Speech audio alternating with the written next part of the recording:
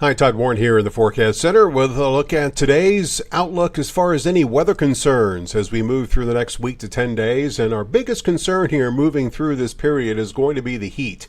As you can see, the upper level ridge, which is centered right across the middle of the country here, this is going to retreat towards the west, and that will allow a shot for some scattered showers and thunderstorms to begin to return, especially during the end of this week and the beginning of this weekend. You can see some troughiness developing here over the eastern sections of the country.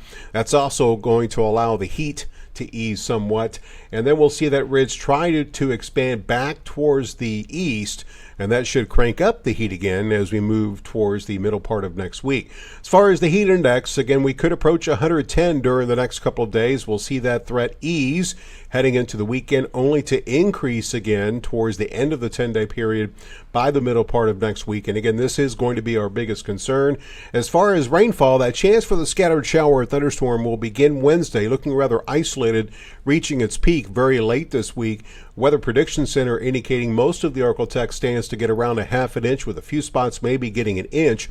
But you look at the individual models, especially the European model, which handled last week's rain very well, and it's showing at least an inch possible across pretty much the vast majority of the ArkLaTex. So it is possible we could see rainfall totals very similar to what we experienced this past weekend.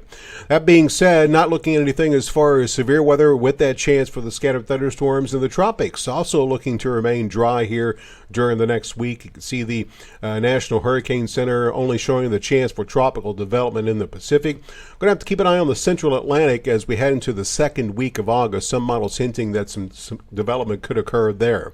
In the meantime, here, heat will be the big issue as weather worry index moving forward, still at 2, with that heat being the biggest concern. It's doubtful that we'll have anything as far as severe weather, even though the chance for the scattered thunderstorm will return during the last half of next week. So here are the details in your 10-day forecast.